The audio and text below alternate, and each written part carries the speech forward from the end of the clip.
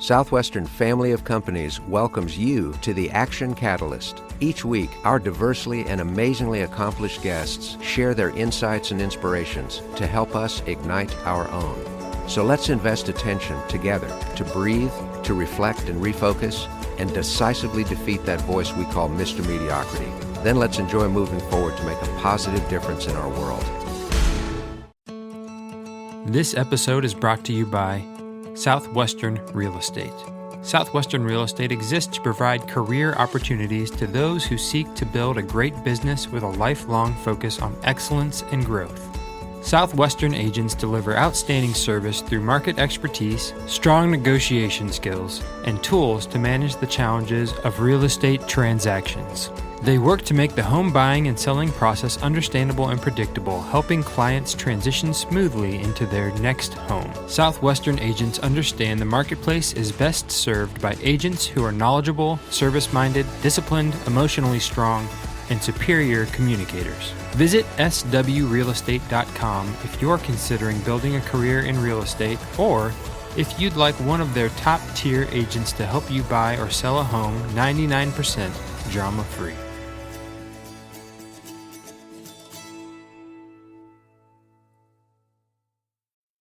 We are here with the president of Southwestern Real Estate, Pat Roach. Pat's just an awesome guy. You guys are going to love this interview. So let's hop right into it.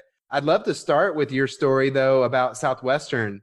Sure. I'll tell you the short version. So as a sophomore at Wheaton College, I got a call in my dorm room from a guy, Jason Grimes, and he actually did really well. He told me he made $12,000 and he was going to go do it again.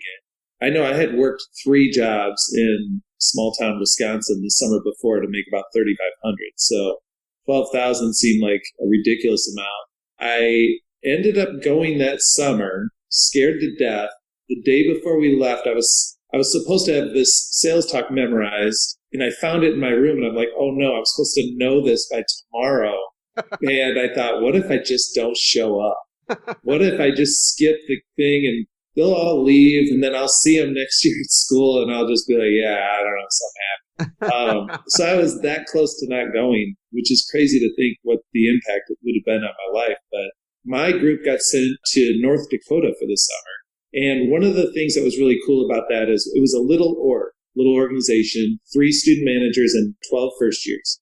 We lost 3 of those first years during that summer because it just wasn't for them. But out of the remaining 12, 9 of us finished in the top 100. It was a really great thing to be surrounded by such strong leadership and people who just led by example so fully that it completely impacted my ability to lead other people and what true leadership looks like. And so that was a really impactful experience for me. Over the years, I built up a pretty large organization of students from coast to coast, and it was a true honor to be able to see these college kids come in with all the questions, scared to death, knowing that they were going to do something, and they were trusting me and a lot of other their friends to show them the way to become successful. When you have to live up to somebody's fears and say, hey, it's going to be okay, you're going to work your tail off, but it'll be okay. We've done this before, and we'll do it again. And they trust in that. When you see it come to fruition, it's like, wow, what a gift. And that was a great career for a really long time. Well, let's transition here, Pat, to real estate. So now you're the president of Southwestern Real Estate, an international real estate business and growing like crazy. You had a very untraditional path to starting your business as an entrepreneur. So give us the quick version of how you transitioned from being a senior leader, having some of the top salespeople in the entire company, to being the founder of an international real estate business. So the gist of it is this, in 2005, when everybody and their brother was making money in real estate, I decided, what I'm going to do is flip a house. And so I did, and it was fine. And then I thought, I could probably learn the lessons of mistakes I made and do that better. So I was going to transition to being from on the road to being at home. So I resigned my position at Southwestern. I was just going to make money doing that. But when I resigned, our CEO at the time, Henry Bedford, said, well, what are you going to do? And I told him, I was going to flip some houses and until I could figure it out. And he was like, well, I didn't know you wanted to be in real estate. We'd love to be in real estate. Are you kidding? So many of our students have gone on to great success in real estate. We'd love to have a real estate company that we could scale nationally. Would you like to help us start it? And I was like, well, what are you talking about? He's like, you want me to be a realtor? And he said, yeah. And I was like, well, Henry, I only know 2 realtors, and they're both old ladies, and they just kind of seem really super comfortable and set in their ways. And I was used to working with college students that were on the front lines of building themselves into the people they want to become. And that was like the polar opposite. I was like, man, I can't picture it, but I'll think about it. And then I left. I was like, I'm not thinking about it. But that was nice of him to bring it up. Wait a minute. You're telling me when people give us the I want to think about it objection, they don't leave and actually think about it? Is that what you're saying? I don't know what they're doing. I'm just telling you what I did. Okay. All right. Got it. So essentially, many of you know, 2006, 2007, the recession started to kick in full bore, and I started to lose a lot of money in real estate. A lot of my investments with friends that were in real estate started to go belly up, bankruptcies left and right. It was some dark days for sure. So in that process, though, as I was in the real estate kind of environment, I had a few people speak into my life when I kind of would just casually mention Henry's offer to me on my way out. And they were like, Pat, that's something you want to do, to work with people who are willing to invest in you and help you do something. Even if it fails, you will learn so much. It'll change your life. I also heard a couple of things that I thought were interesting. They built my confidence, but they were actually inaccurate. So I'll say it this way. A lot of people are like, Pat, with your experience, you're going to stand out like crazy if you go into real estate. Are you kidding? Most realtors are idiots. I heard that over and over again in a way that it kind of gave me some false confidence about what it would be like to succeed in real estate. And it kind of made me go, I think I need to give this another look. So I circled back with Henry. I said, hey, I think I figured out how this should work. And if you're still interested, I'm interested. And he said, great, you're the president, let's start. And just like that, we were now doing Southwestern Real Estate. There were so many people getting out of the business because of the recession that Illinois changed their license laws to where you could get your managing broker's license and start your own company on your first day, which worked perfectly for us. So that meant we could start. It also meant I didn't have anybody show me how to do it, but Henry was good with it. He's like, I don't know anything either, and you don't know anything, but we'll just have to figure it out. That's a great example of you having faith that this was going to work out. You didn't exactly know how it was going to work out, but your belief in the things that you do know about Southwestern, about Henry, and about yourself gave you the faith to take that step. Absolutely.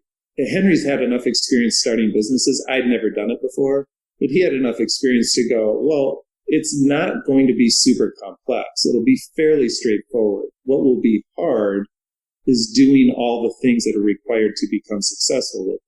Mm-hmm. But we both believed and had faith that we would be committed to doing those things based on how hard it is to do some of the other things we did at Southwestern Advantage. We just knew we take those character traits, apply it here, we'll figure out a model that works. That's great. Tell us about the growth recently. Yeah, I had a little crisis too. One of the things that Henry told me, I'll back it up a little bit. One of the key things that helped focus my attention in starting a new business is he said, you know, Pat, I know you're going to want to set the world on fire and you're going to want to recruit all these people and stuff. But Henry said, I just want you to get your personal sales in real estate up at a high level to where anybody that comes behind goes, look, these are the steps you follow. Just do it like this and you can have a career like Pat's. That was super freeing for me to be able to just build up my sales business and let that be the model to follow. I actually started to sell quite a bit of real estate to the extent that I was like, man, maybe I should just do this. And now I've got a little crisis because Henry asked me to start a business that we could scale, and I just want to have fun selling real estate. So I was kind of at this weird crossroads. And then I got a call from an alum of Southwestern, Sarah Goss. She basically recruited herself to join the company. I started teaching her, here's what I did, and she was following my footsteps. I was like, man, this is so much more fun having 2 people instead of just 1. And then that happened again with someone else, and then again and again. And what I noticed was every person that we were very careful to select who we brought in, every person we brought in made my job more fun. It made it more meaningful to watch them, go from, okay, I'm trusting you. It's kind of the same thing about recruiting for Southwestern Advantage. I'm trusting you. I don't really know if this is going to work out, but you seem to think that it will. I'll do those things. And when it works out, there's a bond that you share with that person that's just the spice of life, Yeah. Well, the culture that you have established is incredible. They want to be there. I think you guys have one of the highest retention rates I've ever heard about in real estate. So if you look at the numbers nationally, 86% of people who get a real estate license will be out of the business within 18 months. So the turnover is ridiculous. And I've talked to other folks who have built up large teams. The massive amount of recruiting that they have to do to maintain their level of production is ridiculous, let alone to grow it. It's just a real churn. If you don't have to replace people all the time, your growth can come a whole lot quicker. And this past year, we had 90% retention. We just opened an office in Monterrey, Mexico. And our main guy, Pepe, in Mexico, when I was first introduced to Pepe, he was selling real estate. And in Mexico, you don't have to have a license. There's very little oversight. So you can just do it if you want to. And I was talking to him and I was like, so you're already selling real estate and you realize when you make a sale and that commission, you get to keep all of it. And he's like, yeah. And I was, so why are we talking? Because, if we're going to be in business and we're going to share in that. And granted, I think I can do a lot to help you build your business up to a high level and there will be a mutual benefit there. But what's that about for you? And he said, it's not about the money. He said, I want the culture. I want to be around people who want to do things the right way. And it kind of goes back to that first summer I had selling books, where you saw such a high level of performance because of strong leadership. And everybody believed this is the way it's going to go. And that's how things turned out. So what I learned as an 18-year-old is showing up in how we're building out Southwestern Real Estate. And it's true. So an international business now. You're an international business leader. I enjoyed so much being down in Monterrey, Mexico with you and the team. We had a lot of fun, drank some really good tequila. That might have been the best tequila I've ever had in my life. I remember it was Don Julio, 1942. Is that the year? And I always say a different year when I order it. I noticed that. It was 1948, 1942, whatever.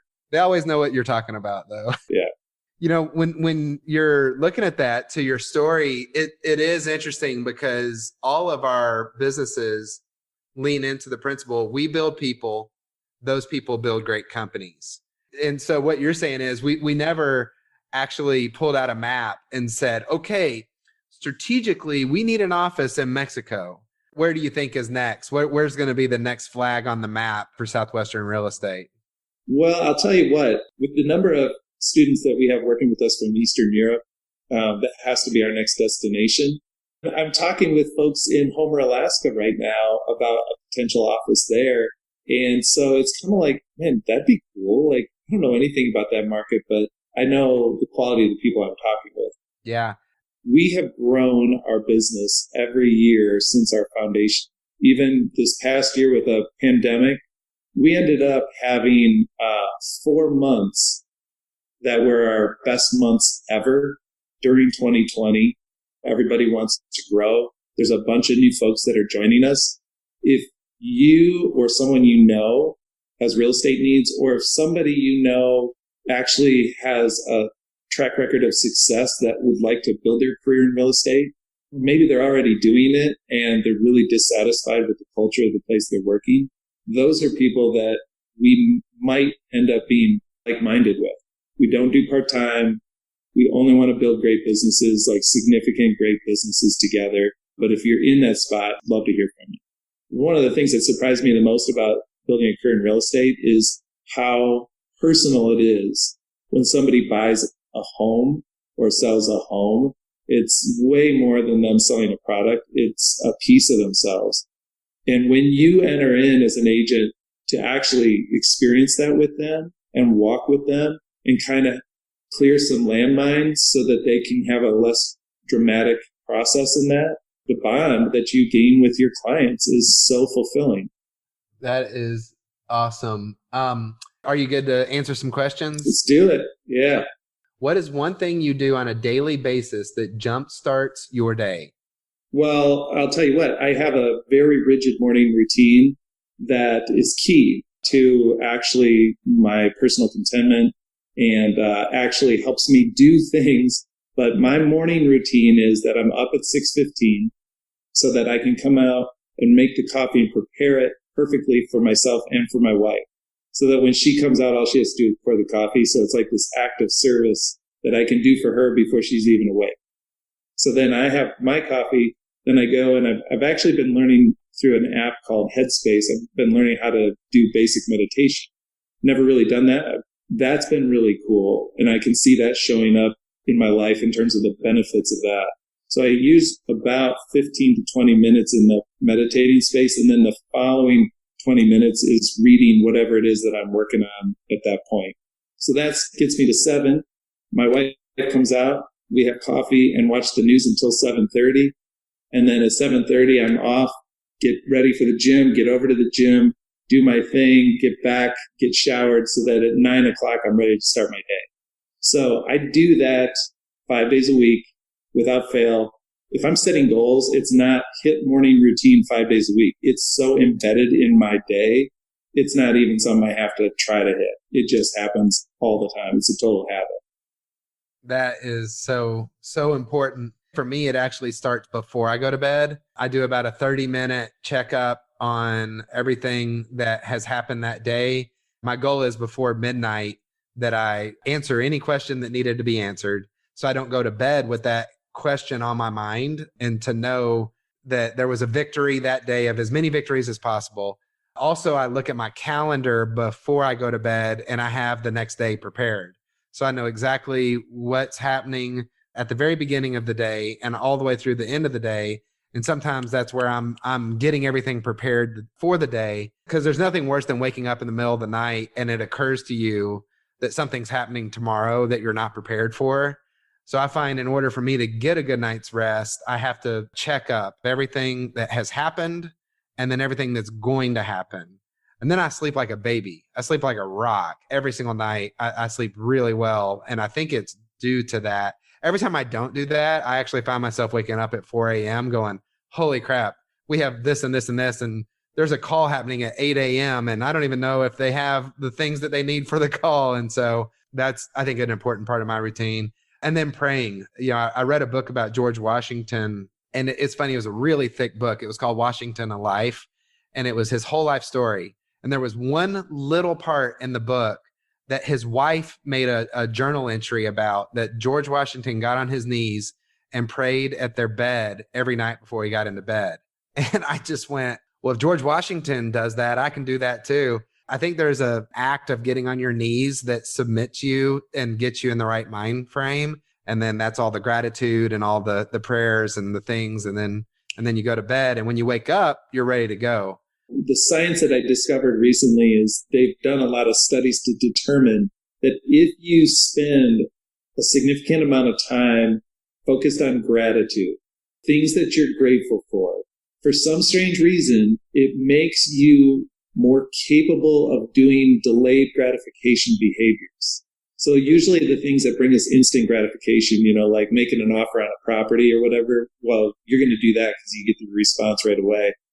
But the things that you have to do for the delay, like writing notes to people, doing check-in calls, the stuff that pays off over time, if you spend time thinking about how grateful you are for the things in your life, you are actually more capable of doing the delayed gratification behaviors, which is usually the stuff that trips people up. I love that. I don't think I've heard that before. It makes sense. Yeah, no, I could see how that works. So, and I think that that's one of the things about self-talk. A big part of self-talk is what you say to yourself, but it's also the stuff that you prevent from getting in. You have to block that stuff out and know this isn't good for me. This is actually harming me. And there's a lot of just popular media that falls into that categorization. So you owe it to yourself to go, that material could be reshaping the way I think about human relationships. that isn't good for me. I'm out. I'm like not letting that in. Love that. That is so spot on, Pat. Absolutely. Yeah. Your self-talk is not only what you say to yourself about yourself, but what you allow other people to say about you that you actually believe. We have another question here. How do you build faith in yourself after failure? Yeah. So when I referenced, my trials of nearing bankruptcy and stuff like that, there was a big part of my ego that was pretty beat up. And when you're successful doing something, like I was successful at Southwestern Advantage for a long time, and then you deviate from that, and then all of a sudden you're experiencing extreme failure to the extent that, like, it's the kind of stuff you don't want to talk about with your neighbors. Just kind of, especially when you're surrounded with people that you believe are successful, and the shame that you put on yourself. I think it really required me to go through a process of, well, what makes up my value in the first place? Am I simply worth loving, or am I simply worth what I can contribute to society? Or is there something deeper that just because I am a human, I have value? Kind of like a sanctity of life type of questions. But it's true. I mean, you get beat up when you fail a lot. You beat yourself up. People are beating you up. And then you've got to find a way that you can work your way out of that. But I think it really kind of starts by how you define yourself. And I think for me, it was a big part of a maturing process to build that ego up, right? That's an important part of your childhood and your development, is building your ego up. But people eventually who continue to mature can tear that ego down and continue to live in society without ego being the thing that is constantly needing to be fed. That it takes a lot of work, and I wouldn't really recommend trying to do it all on your own, but to do that with people who can support you and see the value in you as you're on that journey. But when you do come out the other side of massive failure, if you've kind of wrestled with that stuff, if you're not just like, no, I got to get another success, then I will have replaced the failure. You just go, the failure, let's just keep that all in. That's a part of the picture. And there's no shame in that. And that's okay. In fact, that might help some people. And that might help me, because that could happen again. And I tell myself that frequently. Whenever I think, oh, you have just crushed it this year, you've crushed it, I want to follow that up constantly with, that can all go away. Mm-hmm. And then who are you? That can all go away. And who are you? And to be able to sit with that and really go, that could be okay. Yeah. What Pat just perfectly described was the definition of unconditional confidence. And conditional confidence is when people base their confidence in results and things that are uncontrollable, or put your faith in other people, put your faith in politics. And if you put your faith in politics, then good luck. If you put your faith in other people, good luck. But when you put your faith in something bigger than you, something bigger than a person, something bigger than politics, then you can have real confidence. And unconditional confidence is having belief in your God-given abilities and your acquired skills, and knowing that failure is going to happen, but through faith and perseverance and never giving up, success will happen. And so getting through the failures, that's part of life. And everybody's dealing with failures constantly. But I think that quitting is something different. Failures come and go, but quitting is when you lose. And so losing is a habit, and so is winning. And losing's unacceptable. Failure, sure, it's going to happen. So as long as you don't lose, you're all good. So this was just amazing. Thank you for taking the time to be on here. It was super fun. I'm glad to be able to be a part of it. Awesome. It's been great. Thanks, everyone. If you enjoyed this podcast, please make sure to subscribe. To stay updated on everything that the Action Catalyst is up to, make sure to follow us on Facebook and Instagram at Action Catalyst and Twitter at Catalyst_Action. Thanks for listening.